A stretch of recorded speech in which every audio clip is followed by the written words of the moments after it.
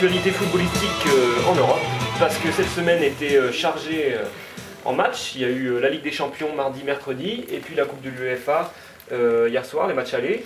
Voilà, donc un petit peu là-dessus. Ouais, donc bon, déjà on commence par la Coupe de l'UEFA, par les matchs d'hier soir. On récapitule un peu les résultats déjà. Donc les clubs français un peu. Donc Saint-Etienne qui perd contre le Werder de Brême en Allemagne 1-0. Sinon le CSKA Moscou s'impose contre le Shakhtar 1-0, but de Wagner Love.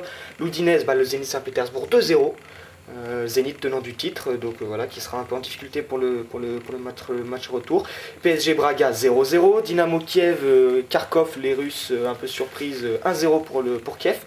Manchester City bat Aalborg 2-0, Hambourg, Galatasaray 1 partout, et Marseille qui s'impose devant l'Ajax Amsterdam 2-1. Bon, on peut revenir sur les clubs français un petit peu, on va peut-être commencer par Werder Saint-Etienne. Bon, le Werder qui s'impose 1-0, ce qui laisse quand même des chances pour Saint-Etienne de se qualifier la semaine prochaine au Chaudron, à domicile. Oui, donc ouais, c'est vrai, une première mi-temps des Stéphanois vraiment timides, où le Werder voilà, a dominé, il marque logiquement. Après une deuxième mi-temps, on voit que l'Impair a un peu changé son système, Matuidi est rentré, ça a beaucoup mieux marché. Bon, ils ont un peu vendangé 2-3 occasions, en particulier Dernis qui loupe un truc de ouf. Oui, bah, des chances, oui. Bon, alors il n'y a pas eu de but à l'extérieur. Bon, ballottage défavorable quand même pour Saint-Etienne, le Werder c'est quand même très costaud. Sachant qu'ils ont éliminé Milan, hein, le Milan AC au tour précédent, voilà. Donc grosse équipe quand même. Surtout le Werder en plus qui est en championnat d'Allemagne est un peu à la ramasse, et donc je crois qu'ils ont fait, ils font de la Coupe de l'UEFA une grande priorité, donc bon, ça va être très difficile pour Saint-Etienne, mais voilà, en tout cas c'est faisable, quoi, c'est faisable, oui. À l'image de tous les clubs français, disons que rien n'est joué, quoi que ce soit PSG qui font match nul 0-0 contre Braga. Bon, 0-0, alors c'est bien parce qu'ils n'ont pas pris de but à domicile. Maintenant, bon, c'est jamais extraordinaire non plus de faire 0-0, mais tout reste ouvert pour Braga, le match retour. Petite équipe portugaise, ouais, là, qui est quatrième au classement et qui est réputée pour être une équipe très joueuse, et ça s'est confirmé hier soir. C'est vrai que ça bon début, bien au ballon. Gros début de match des Portugais. C'est vrai qu'après un deuxième mi-temps, le PSG a plus dominé. Mais oui, Braga en plus. Braga, ils ont été très forts en Coupe de l'UEFA, ils ont fait un super parcours. Si je me souviens bien, je ne sais plus qui sortent au tour suivant, mais au tour dernier, mais Standard de Liège, oui, ils battent largement le Standard de Liège. Non, Braga, bon, attention, bon, c'est bien sûr le PSG est capable, mais attention parce que surtout que le match retour, donc c'est la semaine prochaine, et pour le Paris Saint-Germain, c'est en plein dans une série de gros matchs, puisque après le match d'hier, il y a le Classico contre l'Olympique de Marseille au Parc dimanche soir. Et donc le match retour au Portugal est mercredi soir. Ça va faire une sacrée semaine. Et le week-end suivant, Paris va à Toulouse. Donc là, c'est vraiment une semaine cruciale pour Paul Le Guen. Alors, on peut se poser la question comment Paul Le Guen va gérer son effectif, sachant qu'hier, bon, il a plus ou moins fait tourner. Enfin, c'était moins une équipe D, on va dire, que dans les précédents matchs de Coupe d'Europe. Il a commencé par une équipe, bon, enfin non, mais c'est une équipe, oui, c'était pas vraiment une équipe bis, mais disons qu'il a quand même laissé au départ sur le banc les Waro, Jouli. Qui étaient sur le banc, mais bon, Makelele et ils sont rentrés quand même assez. Ouais, mais c'est Signon qui a joué aussi parce que de toute façon il sera suspendu pour le Classico. Oui, c'est vrai. Donc voilà, il a profité de ça, quoi.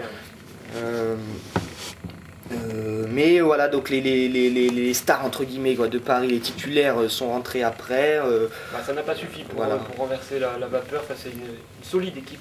Il y a le retour de Kezman à noter aussi qui est rentré depuis l'incident avec quand il avait jeté son maillot en Coupe de la Ligue contre Bordeaux. Il est rentré sous les sifflets du Parc des Princes. Une image un peu particulière quand il rentre sur le terrain, donc les sifflets, et puis il lève les bras, il embrasse son maillot comme pour dire voilà, supporter, non, ne vous inquiétez pas, s'il vous plaît, me sifflez pas, je suis là. Voilà, bon, alors. Il va falloir qu'il travaille pour revenir dans le. Je crois que surtout ce qui lui fera du bien, c'est de marquer au parc, quoi. Parce que. Voilà. Donc bon, à suivre la semaine prochaine, donc Braga PSG. Et puis on peut finir sur Marseille Ajax. Donc bon, 2-1 pour Marseille. Plutôt bon, c'est un match gagné. Malheureusement, ce petit but à domicile qui ternit un petit peu la soirée. Marseille qui a fait un bon match. Il y a du mieux, en tout cas il y a du mieux par rapport aux dernières semaines là. on constatait le problème dans le secteur offensif des Marseillais là, qui marquait plus du tout. Ça faisait une éternité qu'ils n'avaient plus marqué au Vélodrome. Et là, première mi-temps assez rassurante, quoi, avec pas mal de jeux. Un Valbuena qui jouait dans l'axe un peu derrière Niang, Koné et Ben Arfa sur les côtés. Bon, Ben Arfa qu'on n'a pas trop vu non plus. Il est sorti d'ailleurs en deuxième mi-temps, passé par Zenden. Ouais, et Zenden qui fait une bonne rentrée d'ailleurs. Bien joué, un joli but de Benoît Chéroux, une frappe c'est vrai que Marseille a beaucoup mieux joué en 11 contre 11 parce qu'à partir du moment en fin de premier temps où les Hollandais ont subi une expulsion, Marseille, après toute la deuxième mi-temps, a dominé au niveau de la possession, mais ont été beaucoup plus timides, moins tranchants. De toute façon, toute la deuxième mi-temps, l'Ajax s'est complètement recroquevillé en deux lignes en défense, a complètement fermé le jeu. Bon, je pense qu'il. Non, mais c'est normal, je veux dire, avec 2-1, 10 contre 11, c'était ça, quoi. C'était intelligent de le faire. Et Marseille, Marseille ont bien sûr monopolisé le ballon, mais ils n'ont pas réussi à se créer des occasions, enfin pas se créer il y a une énorme occasion sur le poteau de Niang et tout, une belle action. Mais sinon à part ça c'est vrai qu'ils ont eu du mal, à être vraiment extrêmement dangereux. Et c'est là qu'on pourrait regretter un joueur comme Brandao dans la surface, parce que c'est vrai que il y avait peu de bons joueurs de tête dans la surface, et contre une équipe qui joue comme ça aussi resserré, c'est difficile de se créer des espaces. Là, il a fait rentrer Samassa en deuxième mi-temps. Oui. Bon, mais voilà, Samassa toujours pareil, quoi. Je veux dire, c'est suffit pour renverser. Non, mais disons qu'il l'a fait rentrer dans cette idée-là, je crois, un joueur de tête, un joueur de surface et tout. Mais c'est vrai que bon, de toute façon, c'est pas une nouveauté. Samassa, il a pas du tout le niveau, quoi. Voilà. Donc hier soir, il manquait ça. Enfin, c'est dommage que, par exemple, Brandao ne puisse pas prendre cette place de joueur de tête dans la surface, qui aurait fait du bien, je pense, pour prendre un but qui aurait été agréable à Marseille en vue du match retour, qui va être compliqué parce que l'Ajax c'est quand même une belle équipe. Donc voilà. Ouais, bon, ils ont pas. C'est vrai que l'Ajax c'est une équipe super jeune. En championnat ils sont troisième, mais c'est vrai qu'ils sont un peu largués au niveau des points. Mais bon, ils ont bien réussi, quoi. Un beau parcours en UEFA. Là, ils ont quand même sorti la Fiorentina au tour précédent. Maintenant, est-ce que savoir un peu le contexte, l'atmosphère du match retour dans un stade, l'Ajax, le stade mythique, avec une grosse ambiance, comment ça va se passer. Au coup d'envoi, Marseille sera qualifié. Donc l'Ajax, ils savent qu'ils doivent marquer. Et Marseille qui aura en plus eu un gros match face au PSG, c'est le Classico dimanche, qui va aussi peut-être leur porter un petit peu préjudice pour le match retour. Ça va être compliqué physiquement. Va falloir aussi voir comment Guéretz va gérer son effectif, sachant qu'il a les moyens de faire tourner, surtout offensivement. Oui, surtout que comme Brandao et Wiltord ne sont pas qualifiés pour la Coupe de l'UEFA. Je pense qu'ils seront peut-être pas titulaires. Enfin, Wiltord ne sera sûrement pas titulaire dimanche. Par contre, Brandao peut se dire qu'il prendra peut-être la place de Niang.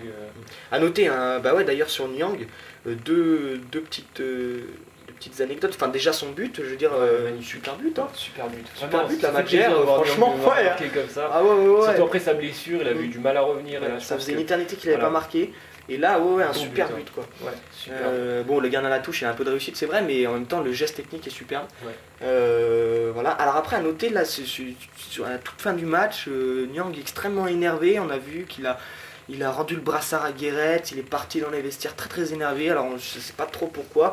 A priori peut-être ce serait parce qu'il aurait mal supporté des critiques ou des sifflets qui seraient encore descendus d'une tribune des supporters marseillais. Il avait déjà été sifflé contre Nancy, il n'avait pas trop compris, mais bon en même temps c'est vrai qu'il n'a pas fait un. Il n'y a pas de grande polémique là-dessus. Pas eu de polémique là-dessus, on n'a pas entendu parler après le match. Et c'est vrai que c'était un peu chaud. Moi j'ai cru qu'il s'engueulait avec Guéretz au départ. Visiblement c'était juste c'était plus par rapport aux supporters et sa prestation, tout ça. Enfin bon, on verra quoi. Alors, et puis juste je voulais préciser la blessure de Bonnard qui sera sûrement out pour toute la fin de la saison. Voilà. Une déchirure aux adducteurs. Bon, on va marquer une petite pause et puis on va revenir tout de suite pour parler de la Ligue des Champions. A tout de suite.